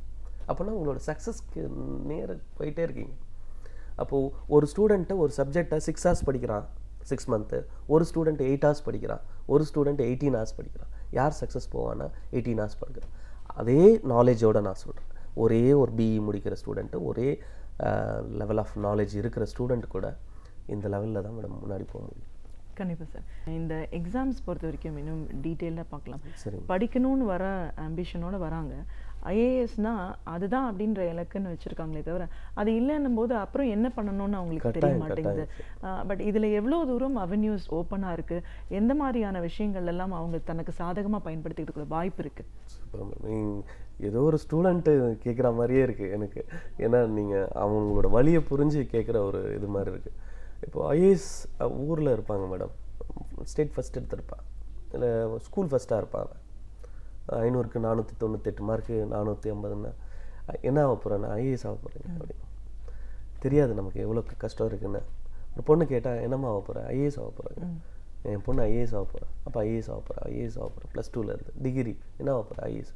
உள்ளே வந்தால் நம்ம தமிழ் மீடியத்துலேயே படிச்சிருப்போம், அதெல்லாம் ஒரு பேரியர் இல்லை, அதெல்லாம் ஓவர் கம் பண்ணலாம். ஃபஸ்ட் அட்டெம்ப்ட் கொடுப்பாங்க, செகண்ட் அட்டெம்ப்ட் கொடுப்பாங்க, தேர்ட் அட்டெம்ப்ட் கொடுப்பாங்க. அதுக்கப்புறம் நீங்கள் முதல்ல நம்ம டிஸ்கஸ் பண்ணதான், ஐயோ நம்மளால் முடியாது போல, ஐஏஎஸ் கனவே உடஞ்சி போச்சு, அவ்வளோதான் என்னால் முடியாது, எப்படி ஊருக்கு போகிறது? நான் என் குழந்தையிலேருந்து சின்ன வயசுலேருந்தே நான் எல்லாருக்கிட்டையும் சொல்லிட்டேனே நான் ஐஏஎஸ். அவங்க என்னை எப்படி பார்ப்பாங்க? ஐஏஎஸ் நம்ம யூபிஎஸ்சி எழுதி தான் உள்ளே போகணுன்னு அவசியம் கிடையாது. ஒரு டிஎன்பிஎஸ்சி இந்த பக்கம் வரலாம். டிஎன்பிஎஸ்சியில் பார்த்தீங்கன்னா டெப்டி கலெக்டர்ஸ் சொல்லுவாங்க, குரூப் 1 ரேங்க்கில். குரூப் 1ல் பார்த்தீங்கன்னா ஒரு 7 போஸ்டிங் வருது. டெப்டி கலெக்டர்ஸ், டிஎஸ்பி, இது ரெண்டும் பார்த்தீங்கன்னா ஆல் இண்டியா சர்வீசஸ் சொல்கிற ஐஏஎஸ் ஐபிஎஸ் போகலாம். அதாவது ஐஏஎஸ் தவிர விட்டு ஏதோ ஒரு காரணம், என்ன காரணமாக இருக்கும்? ஒன்று லாங்குவேஜ் ப்ராப்ளமாக இருக்கும், அவங்களால அடாப்ட் பண்ண முடியாத லாங்குவேஜாக இருக்கலாம், இல்லை இன்டர்வியூவில் சரியாக பர்ஃபார்ம் பண்ண முடியாமல் இருக்கலாம், இல்லை மெயின்ஸ் பொறுத்திங்கன்னா ஆப்ஷனல் பேப்பர்ஸு ப்ளஸ் 7 பேப்பர்ஸ் இருக்குது, அதில் ஏதாவது ஒரு பேப்பரில் அவங்களால ஒரு சக்ஸஸ் ஆக முடியாமல், எஸ்ஏ ரைட்டிங் இருக்குது, இங்கிலீஷ் மஸ்ட்டுன்னும் போது அது கொஞ்சம் இதெல்லாம். அவங்கெல்லாம் கூட இப்போ ட்ரெண்ட் எப்படின்னா மேடம், டிகிரி முடித்தாங்களா நேராக ஐஏஎஸ் தான் கனவு அவங்களுக்கு, நேராக குரூப் 1 வர வேண்டியது, ஒரு சர்வீஸ் வாங்கிட வேண்டியது, திரும்ப யூபிஎஸ்சி படிக்க வேண்டியது. நான் குரூப் 1 சர்வீஸ்லேயே இருந்துக்கிட்டு இருக்கேன், யூபிஎஸ்சி கிடச்சதுன்னா எனக்கு ஐஏஎஸ் கிடச்சா ஐஏஎஸ் போயிட போகிறேன், இல்லாட்டி எனக்கு இதுலேயே கன்ஃபர்ட் ஐஏஎஸ் வந்துடும். ஸோ இப்போ ட்ரெண்ட்ஸ், இப்போது பேரண்ட்டை விஷயம் தெரிஞ்ச பேரண்ட்ஸாக என்ன பண்ணுறாங்கன்னா குரூப் 1 படிக்க வச்சிடுறாங்க. குரூப் 1 படிக்க வச்சுட்டு அதில் சர்வீஸ் வாங்கிடுறான். அவன் 22, 23 வயசில் சர்வீஸ் வாங்கிடுறான். 10 வருஷத்துக்குள்ளே அங்கே சர்வீஸ் வாங்காட்டியும் அவன் என்ன ஆகிடுறான்னா ஐஏஎஸ் ஆகிடுறான், ஐபிஎஸ் ஆகிடுறான். இப்போ இந்த குரூப் 1 பொறுத்தவரையில் 7 சர்வீஸ் அவங்க தான் பியூரோக்ராட்ஸ் சொல்லிக்கிறேன். இன்றைக்கி இருக்கிற ஹையஸ்ட்டாக ஒரு பெஸ்ட் பிரெயின் ஆஃப் தமிழ்நாடுன்னு சொன்னோம்னா அவன் டெப்டி கலெக்டர் அப்படி சொல்லிக்கலாம். பெஸ்ட் பிரெயின் ஆஃப் இந்தியானா ஐஏஎஸ் அப்படின்னு சொல்லுவாங்க உள்ள வட்டாரத்துக்குள்ளே. இப்போது அந்த மாதிரி பார்த்தீங்கன்னா ஒரு தமிழ்நாட்டில் நல்லா படிக்கிற பையனா ஒரு டெப்டி கலெக்டர் ஆகிடும். 10 வருஷம் மேக்ஸிமம் 10 இயர்ஸ்க்குள்ளே அவன் ஐஏஎஸ்ஸாக மாட்டிடுறான். டிஎஸ்பின்னா ஐபிஎஸ்ஸாக மாறிடுறாங்க. அதுக்கப்புறம் ஏசின்னு சொல்லுவாங்க, assistant commissioner in commercial tax, அந்த மாதிரி இருக்குது. அதுக்கப்புறம் டிஸ்ட்ரிக்ட் ரிஜிஸ்ட்ரார்னு இருக்குது. அதுக்கப்புறம் டிஸ்ட்ரிக்ட் எம்ப்ளாய்மெண்ட் ஆஃபீஸர்ஸ் இருக்குது. டிஆர்சிஎஸ்ன்னு சொல்லுவாங்க, district register of cooperative society. இது மாதிரி சமுதாயத்தில் பேர் சொல்லிக்கிற நல்ல, அதாவது என்ன சொல்லலாம், ஒரு நல்ல மரியாதை கொடுக்குற ஒரு ஜாப் தான். இப்போ அவங்க ஐஏஎஸ் விட்டு அந்த ஒரு கனவுகளோடு வந்தவங்க அவ்வளோதான் வாழ்க்கை முடிஞ்சு போச்சு அப்படின்னு நினைக்கணும் அவசியமே கிடையாது. ஸோ டிஎன்பிஎஸ்சி பக்கம் வரலாம், குரூப் 1 எழுதி அவங்களால சக்ஸஸ் பண்ண முடியல. என்ன விஷயம்னா எல்லா லெவல்லையும் காம்படிட்டிவ் எக்ஸாமில் உள்ள என்ட்ரி ஆகிறதுக்கு 10th தான் படிச்சிருக்கிறேன் உள்ளே வரலாம், +2 தான் படிச்சிருக்கேன் உள்ளே வரலாம், டைப் ரைட்டிங் தெரியும் உள்ள காம்படிட்டிவ் எக்ஸாமில், எல்லா தளங்கள்லையும் நம்மளால் உள்ளே போக முடியும். கட்டாயமாக ஒரு சர்வீஸ் எல்லா சிலபஸையும் ஆவரேஜாக நீங்கள் வச்சு பார்த்தீங்கன்னா, அப்போது பேங்கிங் போய் நான் தனியாக படிக்கணுமா சார்? எஸ்எஸ்சியில் வேறு சிலபஸாக, ஆர்ஆர்பி போனால் அதுக்கு நான் அதுக்காக ஒரு 6 மாதம் உட்காந்து படிக்கணுமா? நான் டிஎன்பிஎஸ்சிக்காக ப்ரிப்பேர் பண்ணிட்டு இருந்தேன். யூபிஎஸ்சி போகும்போது அது வேறு சப்ஜெக்டா அப்படின்னு பார்த்தீங்கன்னா இன்றைக்கி ஆவரேஜாக எல்லா சிலபஸையும் ஒன்றா கூட்டி கழித்து பார்த்தீங்கன்னா 70% ஆஃப் தி சிலபஸ் சேம் தான். அந்தந்த இப்போ பேங்கிங் பார்த்தீங்கன்னா 4 சப்ஜெக்ட் இருக்குன்னு வச்சுக்கோங்களேன். இப்போது banking awareness, computer awareness, GK, aptitude and reasoning. இதே ஆப்டிடியூட் ரீசனிங் தான் டிஎன்பிஎஸ்சியில் இருக்குது, சிசேட்டா ஐஏஎஸில் இருக்குது, எஸ்எஸ்சியில் இருக்குது, ஆர்ஆர்பியில் இருக்குது. ஸோ நம்ம ஒரு காம்படிட்டிவ் எக்ஸாமுக்கு வர ஒரு ஸ்டூடெண்ட்டு ஒரு நாளைக்கு ஒரு விஷயத்தை கற்றுக்கிறான் அப்படின்னா, நியூ எக்கனாமிக் பாலிசி 1991 கற்றுக்கிறான்னா அவன் எஸ்எஸ்சிலையும் அப்ளை பண்ணலாம், ஆர்ஆர்பிலையும் அப்ளை பண்ணலாம், டிஎன்பிஎஸ்லையும் அப்ளை பண்ணலாம், இந்தியாவில் நடக்கிற எல்லா காம்படிட்டிவ் எக்ஸாம்லையும் பண்ணலாம். அதனால தான் 10th standard level, +2 level, degree லெவல்னு வைக்கிறாங்க. ஏன்னா டிகிரியில் நீ என்ன படிச்சுட்டு வந்திருக்கியோ அந்த லெவல் ஆஃப் எக்ஸாம் தான். அப்போது சென்ட்ரல் கவர்மெண்ட்லேருந்து நடக்கிற எக்ஸாம் வந்து தமிழ்நாட்டில் ஒரு சிலபஸ், அவங்களுக்கு ஒரு சிலபஸ், எல்லாருக்கும் காமன் சிலபஸ் போது ஒட்டுமொத்தமாக அதுதான் படிக்கிறோம் நம்ம. நீங்களும் H2SO4 பற்றி படிச்சிருப்பீங்க, நானும் படிச்சிருப்பேன், பீகாரில் இருக்கிறவனும் படிச்சிருப்பான். ஸோ இந்த லெவல் ஆஃப் எக்ஸாம் தான் நம்ம நடக்குது. அதனால் ஈஸி சக்ஸஸ் பண்ணுறதுன்றது ஒரு விஷயமே கிடையாது. 2 விஷயம் தேவை. எவ்வளோ சீக்கிரத்தில் சக்ஸஸ் பண்ண போகிறேன், ஏன் நான் சக்ஸஸ் ஆக முடியல, இதை 2த்தையும் நீங்கள் திங்க் பண்ணணும். படிக்காமல் சர்வீஸ் வாங்க முடியாது. இன்றைக்கி 15 லட்சம் பேர் 20 லட்சம் பேர் ஒரு எக்ஸாம்லாம் எழுதுகிறாங்க. இதில் நான் சொன்ன 6 hours படித்து எழுதுகிறவங்க சும்மா ரஃபாக சொல்லுங்களேன் எவ்வளோ பேர் இருப்பாங்கன்னு. ஒரு இவ்வளோ 15 லட்சம் பேர் எழுதுகிறாங்க ஒரு கவர்மெண்ட் ஜாபு. இதுக்காக ஒரு கட்டாயமாக பின்னாடி உட்காந்து படிப்பாங்க. ஒரு எத்தனை பேர் படிப்பாங்க? ஒரு 6 hours படிப்பாங்கன்னு 1 லட்சம் பேர், ஒரு 10,000 பேர் கூட கிடையாது மேடம், அவ்வளோதான். ஆனால் எக்ஸாம் எத்தனை பேர் எழுதுறாங்கன்னா 15 லட்சம் பேர் எழுதுறாங்க. ஒரு 6 hours உட்காந்து படிக்கிறவங்க ஒரு 10,000 கூட கிடையாது. இப்போ ஃபார் எக்ஸாம்பிள் இப்போ ஒரு வரப்போகிற குரூப் 4 கூட எக்ஸாம் வச்சுக்கலாம். 5,400 வேகன்சி இருக்குது. 6 hours படித்தா போதும், நம்ம அந்த சர்வீஸை வாங்கிடலாம். பண்ணுறது யார், எத்தனை பேர் இருக்காங்கன்னா ரொம்ப கம்மி தான், ரொம்ப கம்மியாக தான் படிக்கிறாங்க. தொடர்ச்சியாக படிக்கிறது இல்லை. ஒரு நாள் புக் எடுப்பான், இல்லை இன்ஸ்டியூட் ஒரு நாள் போவான், அவன் என்ன வேலை பார்த்துட்டு இருந்தானோ அப்படியே பார்த்துட்டு இருப்பான். ஏன்னா அவன் டிகிரியை வந்து ஜாலியாகவே இருந்து பாஸ் பண்ணான், +2 ஜாலியாக இருந்து பாஸ் பண்ணான். காம்படிட்டிவ் எக்ஸாமும் இப்படி பண்ணலான்னு நினைக்கிறது, அது மட்டும் நடக்காது. அதுதான் ப்ராப்ளம். இந்த பேரியரை யார் பிரேக் பண்ணிவிட்டு வேலை வராங்களோ அவங்க சக்ஸஸ் ஆகிறாங்க. ஃபஸ்ட் அட்டெம்ப்டில் சக்ஸஸ் ஆகிறவங்களும் உண்டு. கண்டிப்பாக சார். ஒரு போட்டித் தேர்வு பயிற்சியாளர் அப்படிங்கிற முறையில் இன்றைக்கி போட்டித் தேர்வுகள்லாம் என்னென்னலாம் இருக்குது, எவ்வளோ பெரிய கனவோடு வரவங்களும் கூட அந்த முதல் முயற்சி தோல்வின்றதுக்கு அப்புறமா எப்படி மாறுறாங்க, அதுக்கான பயிற்சின்னு வரும்போது அவங்க எவ்வளோ தூரம் தன்னை டெடிகேட் பண்ணி ஒரு நிலைக்குள்ளே வர வேண்டியிருக்கு, இன்றைக்கி சொல்லிக் கொடுக்குற இன்ஸ்டிடியூஷன்ஸ்லாம் எப்படி நடந்துட்டுருக்காங்க, என்ன மாதிரியான ஒரு மாற்றம் இதில் தேவைப்படுது, எல்லாத்தையும் தாண்டி எல்லாருக்கும் இதில் வந்து வெற்றி பெறதுக்கான வாய்ப்பு இருக்குது. அதை நான் அவங்க நினச்சா மட்டும்தான் முடியும்னு உங்களோட அனுபவங்கள் சார்ந்த பல விஷயங்களை எங்களோட நீங்கள் முழுமையாக பகிர்ந்ததுக்கு நன்றி. நன்றி மேடம், தேங்க்யூ. நாள்தோறும் நம் செவிகளுக்கு பல இனிய சிந்தனைகளை வழங்குகிறார் பேராசிரியர் சுபவீரபாண்டியன் அவர்கள். இன்று என்ன சிந்தனையை நம் முன் வைக்கப் போகிறார் என்பதை பார்க்கலாம். நம் வீடியோலே நிகழ்ச்சியின் அடுத்த பகுதியாக வரவிருப்பது ஒன்றே சொல் நன்றே சொல்.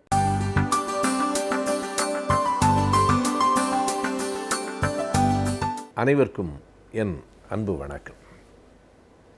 திருக்குறள் ஒரு நீதி நூல், அறம் பேசுகிற நூல் என்றுதான் நாம் பொதுவாக அறிந்திருக்கிறோம்.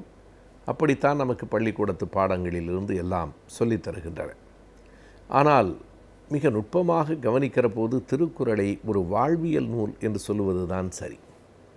வெறும் அறம் பேசிவிட்டு போகிற ஆன்றோன் என்று மட்டும் வள்ளுவனை சொல்ல முடியாது. வாழ்க்கையினுடைய ஒவ்வொரு அசைவுகளை பற்றியும் திருக்குறளில் செய்திகள் அடங்கி இருக்கின்றன. இந்த திருக்குறள் முழுமையும் படித்து பார்க்கிற போது வள்ளுவருக்கு கொடுக்கப்பட்டிருக்கிற உருவம் மட்டுமில்லை, வள்ளுவரினுடைய வாழ்க்கை வரலாறு பற்றி நாம் சொல்லி வைத்திருக்கிற செய்திகள் எல்லாம் கூட கற்பனையிலே இருந்து பிறந்தவைதானோ என்கிற எண்ணம் நமக்கு எழும். திருவள்ளுவரை முனிவர் என்றுதான் பலரும் சொல்லி கொண்டிருக்கிறோம். அவருடைய கற்பனையான அந்த ஓவியமும் கூட அப்படித்தான் நமக்கு காட்டுகிறது. ஆனால் திருக்குறளில் குறிப்பாக மக்கட்பேறு என்னும் அதிகாரத்தை படிக்கிற போது வள்ளுவர் உண்மையாகவே இல்லற வாழ்வை, குடும்பத்தினுடைய அருமையை, உறவுகளினுடைய பெருமையை அறிந்தவராக இருக்கிறார் என்று நமக்கு புரிகிறது.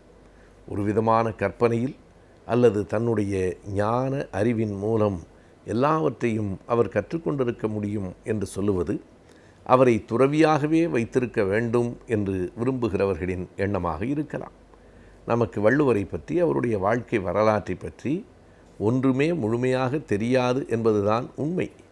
இந்த மக்கட்பேறு என்னும் அதிகாரத்தை படிக்கிற போது அவர் இல்லற வாழ்விலும் இருந்திருக்கலாம். வள்ளுவர் வாசுகி என்று சொல்லுகிற கூற்று ஒரு பக்கம் இருக்கிறது. அவர்களுக்கு குழந்தைகளும் இருந்திருக்க வேண்டும். அந்த குழந்தைகளால் பெறுகிற இன்பத்தை இத்தனை எளிய அழகான சொற்களால் வேறு ஒருவரால் சொல்லி இருக்க முடியாது என்பன போன்ற செய்திகள் நமக்கு படுகின்றன. அந்த மக்கட்பேறு என்னும் அதிகாரம், அதில் அடுத்தடுத்து வருகிற 2 குறட்பாக்கள், அந்த குறட்பாக்களிலே இடம்பெற்றிருக்கிற அந்த நயமான 2 தொடர்கள், அவைகளை நாம் எண்ணி பார்த்தால் எத்தனை இனிய உண்மையை, எத்தனை வாழ்வியலின் நெருக்கமான உண்மையை வள்ளுவர் சொல்லியிருக்கிறார் என்பது நமக்கு புரியும். ஒரு வரி, அமிழ்தினும் ஆற்ற இனிதே தம் மக்கள் சிறு கை அளாவிய கூழ் என்று கூறுகிற குறள். அந்த சிறு கை அளாவிய கூழ் எது உலகத்திலேயே இனிமையானது? எது அமுதத்தை விட இனிமையானது? அமுதம் என்று ஒன்று உண்டா இல்லையா என்பது இன்னொரு பக்கம். அது ஒரு கற்பனையான, உலகிலேயே மிக இனிமையான உணவு என்று நாம் கருதுகிற அந்த அமிழ்தை விட ஆற்றுவதற்கு, சொல்லுவதற்கு மிக இனியது எது தெரியுமா? தன்னுடைய மக்கள் அவர்களினுடைய சிறு கை, அது ஒரு படம் பிடித்து காட்டுகிற, ஒரு சித்திரம் தீட்டி காட்டுகிற சொற்களாக அவை இருக்கின்றன. அந்த சிறு கை அளாவிய கூழ், அந்த சின்ன கை, அது கையிலே எடுத்து தருகிற கூழ் இருக்கிறதே, நீங்கள் என்னதான் கரண்டி வைத்து உண்டாலும், என்னதான் கைகளையெல்லாம் சுத்தப்படுத்தி விட்டு வந்து உண்டாலும், ஒரு சின்ன குழந்தையினுடைய கைகளில் அள்ளி தருகிற அந்த உணவு, அந்த கூழ் இருக்கிறதே, அது அமுதை விட இனிமையானது என்று வள்ளுவர் சொல்லுகிற போது, அந்த குழந்தையின் கையால் பெற்ற உணவை உண்டு உணர்ந்த இன்பத்திற்கு பிறகே இதனை எழுதியிருக்க முடியுமோ என்று தோன்றுகிறது. ஆம், அப்படித்தான் எழுதியிருக்க முடியும் என்று அறுதியிட்டு சொல்லுவது போல அடுத்த குறள் இப்படி தொடங்குகிறது. தம் மக்கள் மெய்தீண்டல் உடற்கின்பம் என்று தொடங்குகிறது. அந்த பிள்ளைகள் மற்ற அவர் சொல் கேட்டல் இன்பம் என்பது கூட, அது செவிக்கு இன்பம் தரும் என்பது கூட, அதற்கு அடுத்து வருகிற யாழ் இனிது குழல் இனிது என்பதம் மக்கள் மழலை சொல் கேளாதவர் என்னும் குறளிலிருந்து நமக்கு புலப்படுகிறதென்றாலும், குழந்தைகளின் மழலையை யார் வேண்டுமானாலும் கேட்டு மகிழலாம். ஆனால் அவர்கள் மெய் தீண்டல் உடற்கின்பம் என்பது தீண்டி அறிந்தாலே ஒழிய சொல்ல முடியாத இன்பம். குழந்தைகளை தீண்டுவது, குழந்தைகளை தூக்குவது, குழந்தைகளை தொட்டு தூக்கி கொஞ்சுவது எத்தனை பெரிய இனிமை, எத்தனை பெரிய மகிழ்ச்சி என்பது குழந்தைகளை தூக்கி கொஞ்சாமல் நம்மால் எப்படி உணர முடியும்? அதுதான் இந்த உடலுக்கு இருக்கிற மிகப்பெரிய இன்பம் என்கிற அந்த செய்தியை குழந்தைகள் நம் மீது உரசி கொண்டு அமருகிற போது, கன்னத்தோடு கன்னம் வைத்து ஒட்டி கொண்டு கொஞ்சுகிற போது, இந்த உலகத்தின் மகிழ்ச்சியெல்லாம் நம் நெஞ்சத்துக்குள் வந்து சேர்ந்து விடாதா? அதுதான் இந்த உலகிலேயே மிகப்பெரிய மகிழ்ச்சி என்பதை ஒரு முனிவரால் ஒரு நாளும் அறிந்திருக்க முடியாது. வள்ளுவரினுடைய வாழ்க்கை பற்றி இப்படியும் அப்படியுமாக செய்திகள் சொல்லப்படுகின்றன என்றாலும், அவர் வெறும் நீதி போதிக்கிற ஆசிரியர் இல்லை. அவர் வாழ்வை சொல்லித் தருகிற, வாழ்வின் அனுபவங்களை பகிர்ந்து கொள்ளுகிற, வாழ்க்கையினுடைய எல்லா எல்லைகளையும் காட்டுகிற ஒரு பேராசானாக, அறிவாசானாக இருக்கிறார் என்பதைத்தான் இந்த குறட்பாக்கள் நமக்கு சொல்லுகின்றன. ஆனால் அந்த இன்பங்களையெல்லாம் நாம் எப்படி இழந்து கொண்டிருக்கிறோம் என்பதையும் பார்க்க வேண்டியிருக்கிறது. இன்றைய அறிவியல் தொழில்நுட்ப வளர்ச்சியில் நாம் பல்வேறு நன்மைகளை பெற்றிருக்கிறோம். அறிவியலை இனிமேல் நம்மால் ஒரு நாளும் புறந்தள்ள முடியாது, புறந்தள்ளவும் கூடாது. ஆனாலும் ஒரு ஏக்கம் இருக்கிறது. அறிவியல் வளர்ச்சி என்பது நம்மை எப்படியெல்லாம் பிரித்து விட்டது, எத்தனை சுகங்களிலிருந்து நம்மை தனியாக இழுத்து விட்டது என்று எண்ணி பார்க்க வேண்டியிருக்கிறது. இன்று நம்முடைய குழந்தைகள், பேரக்குழந்தைகள் பலர் வெளிநாடுகளிலே இருக்கிற போது, இன்றைக்கு வந்திருக்கிற அந்த அறிவியல் தொழில்நுட்பத்தை பயன்படுத்தி, கணிப்பொறியை பயன்படுத்தி நாம் அந்த குழந்தைகளோடு எப்படி கொஞ்சி மகிழ்கிறோம் என்றால், அவர்கள் மெய்தீண்டல் உடற்கின்பம் என்பதை அறிய முடியாமல் அந்த கணினி திரையை தொட்டு கொஞ்சுகிற நிலைக்குத்தான் நாம் வந்திருக்கிறோம். குழந்தைகள் பல்லாயிரம் மைல்களுக்கு அந்த பக்கம் இருக்கிறார்கள். நாம் இங்கே இருந்து அவர்களின் படத்தை கணினி திரையிலே பார்த்து அந்த திரைக்குத்தான் முத்தம் கொடுக்கிறோமே தவிர குழந்தைகளுக்கு முத்தம் கொடுத்து நாளாயிற்று.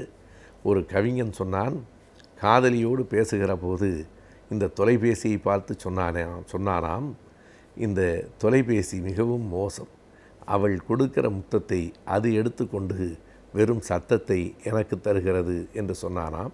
தொலைபேசியாவது சத்தத்தை தருகிறது, இந்த கணினி திரைகள் உருவத்தை காட்டுகின்றன.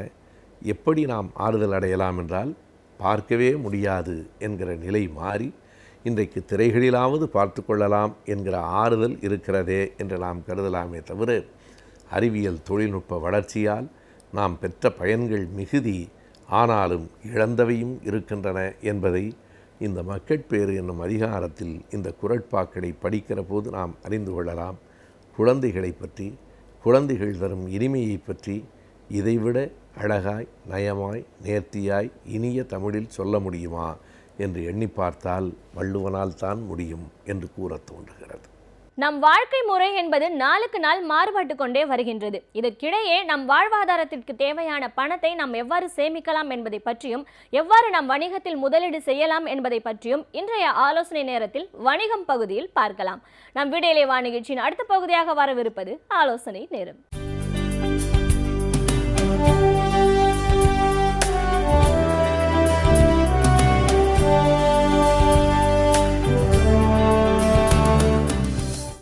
வணக்கம்.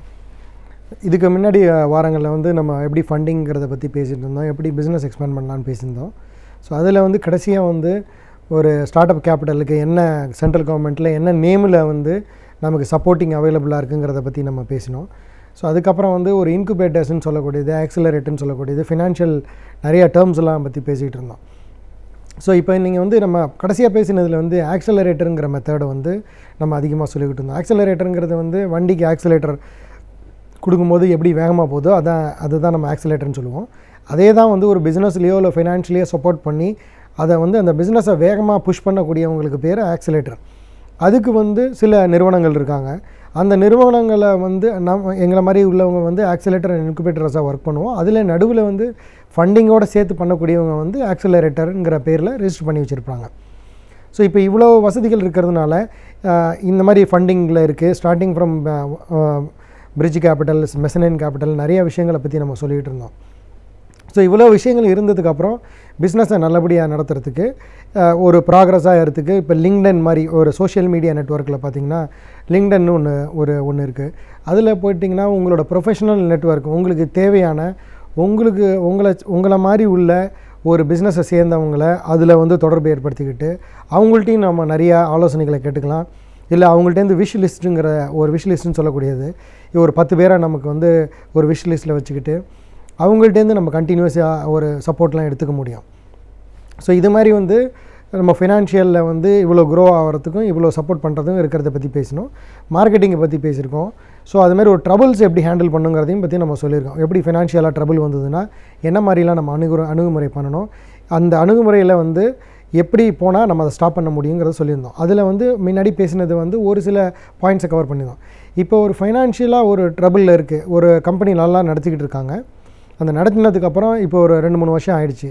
திடீர்னு வந்து நமக்கு ஒரு பேங்க்லேருந்து ஒரு நோட்டீஸ் வருது, இல்லை ஒரு இடத்துலேருந்து ஃபைனான்ஸ் வாங்கின இடத்துலேருந்து அவங்க நோட்டீஸ் வர சொல்கிறாங்க, ஒரு 5-6 மாதமாக டியூ கட்டலை.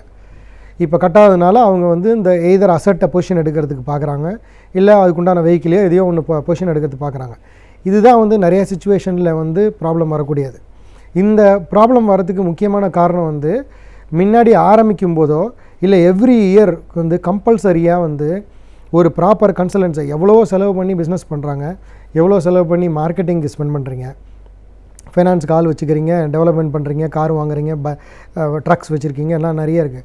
ஆனால் ஒரு கன்சல்டண்ட்டை வைக்கிறதுல வந்து அதில் உண்டான மிச்சத்தை வந்து பண்ணுறதுக்கு நிறைய பேர் நினைக்கிறதுனால என்ன ஆகுது, இந்த கன்சல்டன்ட்ங்கிறது வந்து எதனால் அந்த பர்டிகுலர் வேர்டை சொல்கிறோன்னா, ஃபுல் டைமில் ஒருத்தரை வந்து இந்த பர்டிகுலர் ஜாபுக்கு இந்த ஃபைனான்ஷியலாக இல்லை ஆப்ரேஷனை வந்து கண்ட்ரோல் பண்ணக்கூடிய ஆளுக்கு வந்து ஃபுல் டைம் ஜாப் போடும்போது அதிகப்படியான சம்பளம் கொடுக்குற மாதிரி இருக்கும். அதையே வந்து ஒரு பார்ட் டைமில் அதிகப்படியான எக்ஸ்பீரியன்ஸ் உள்ளவரை ஒரு மென்டாரிங் பண்ணக்கூடியவரை வந்து கூட வச்சுருக்கும்போது அவ்வளோ அதிகமான காசு கொடுக்க வேண்டியிருக்கு, பணம் கொடுக்க வேண்டிய தேவை இருக்காது. அதனால தான் இந்த பர்டிகுலர் இதை சொல்கிறோம். ஸோ அப்படி இருக்கும்போது எப்படி இதை இந்த மாதிரி சுச்சுவேஷனில் வந்துருச்சு.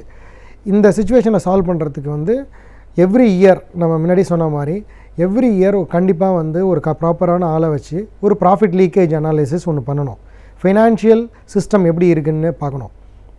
இது வந்து ரொம்ப ரொம்ப அவசியம்.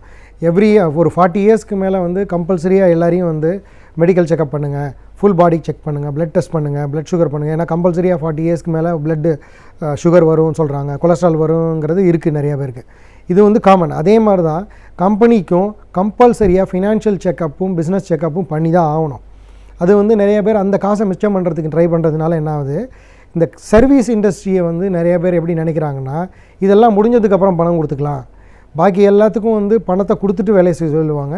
பர்டிகுலராக சர்வீஸ் இண்டஸ்ட்ரியை மட்டும் பணத்தை வந்து எல்லாம் முடிஞ்சதுக்கப்புறம் கொடுக்கலான்னு நினச்சிக்குவாங்க.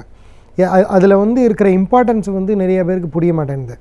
ஏன்னா இந்த ஒரு ஃபைனான்ஷியல் செக்கப்போ இல்லை ஒரு பிஸ்னஸ் செக்கப்போ நீங்கள் பண்ணும்போது என்ன ஆகும், உங்களோட இந்த வருஷத்தோட ஃபைனான்ஷியல் டேட்டாஸு எப்படி இருக்குது, நீங்கள் என்ன மாதிரி கேஷ் ஃப்ளோ பண்ணிக்கிட்டு இருக்கீங்க, உங்களோட நிறுவனம் வந்து கண்டிப்பாக கேஷ் ப்ராஃபிட்டில் போயிட்டுருக்கா இல்லை கேஷ் லாஸில் போயிட்டுருக்கா.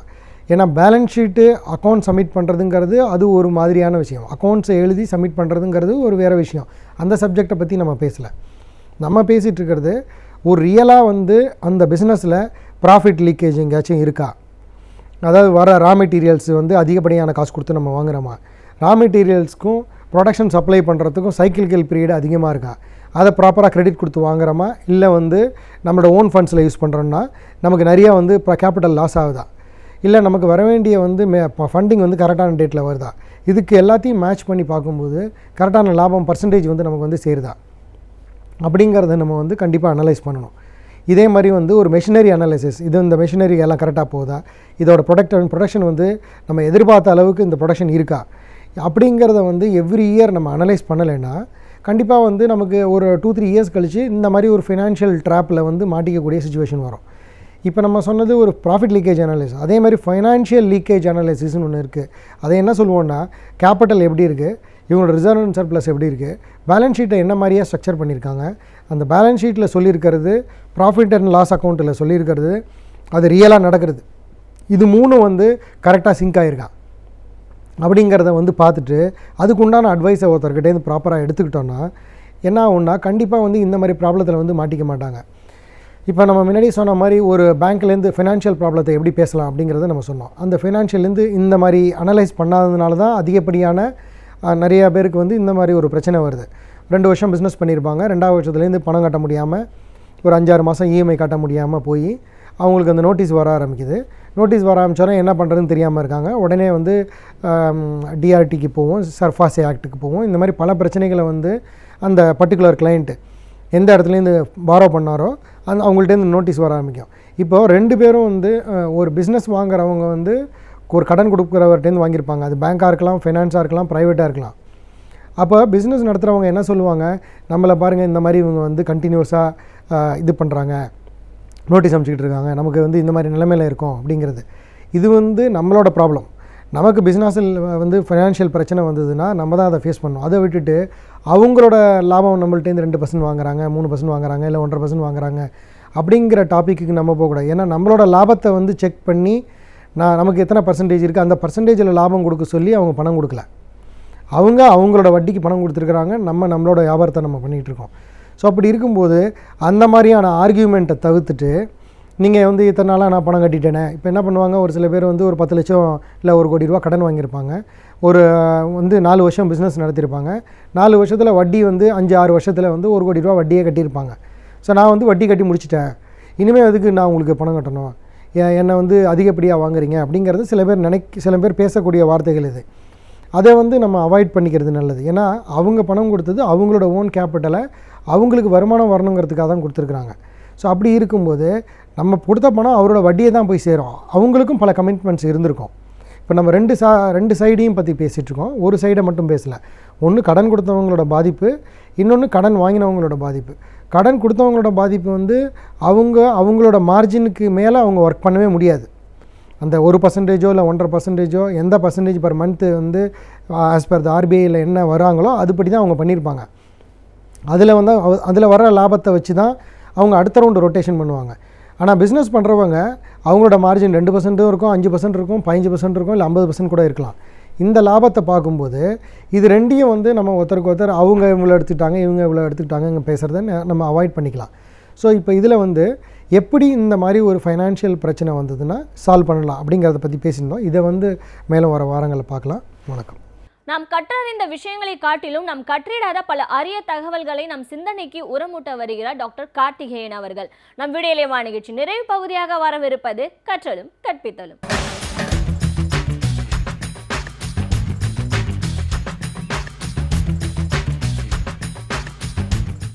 வணக்கம். நம்முடைய கற்றலும் கற்பித்தலும் நிகழ்ச்சியில் தொடர்ந்து இந்த கல்வி, உளவியல், வேலை, சொந்த தொழில் இது பற்றிய ஆலோசனைகள், அனுபவ குறிப்புகள் இதுதான் தொடர்ந்து உங்ககிட்ட பகிர்ந்துட்டு வந்தேன். என்னை பற்றி எப்போவுமே ஒரு குற்றச்சாட்டு உண்டு. எப்போவுமே நீங்கள் மாணவர்களுக்கு ஆதரவாகவே பேசுகிறீங்க. ஆசிரியர்கள், பெற்றோர்களை விட மாணவர்கள் எது செஞ்சாலும் சரிங்கிறீங்க. அவர்களுக்கு வந்து பள்ளி படிப்பின் மேலே இருக்கக்கூடிய இந்த பயத்தை நீங்கள் போக்கிடுறீங்க அப்படின்னு சொல்லிட்டு எனக்கு உண்மையிலேயே சந்தோஷமாக இருக்குது. ஏன்னா பயம் வேண்டியதில்லை அப்படிங்கிறது என்னுடைய கருத்தும். எல்லோரும் என்ன சொல்கிறாங்கன்னா, சார் இல்லை கடைசி நேரத்தில் ரொம்ப பயப்படுறான், ஆரம்பத்தில் பயமே இருக்க மாட்டேங்குது அப்படின்னு சொல்லிட்டு. ஸோ நான் என்ன நினைக்கிறேன்னா, கொஞ்சம் இப்போ இந்த மாணவர்களுக்காக சில விஷயங்களை பேசுவோம் அப்படின்னு நினைக்கிறேன். இது வந்து மாணவர்களுடைய பெற்றோருக்கும் ரொம்ப இதுவாக உங்களுக்கு என்ன உதவியாக இருக்கும்னு நினைக்கிறேன். நான் மாணவர்களோட பெற்றோர்களுக்கும் உதவியாக இருக்கும்.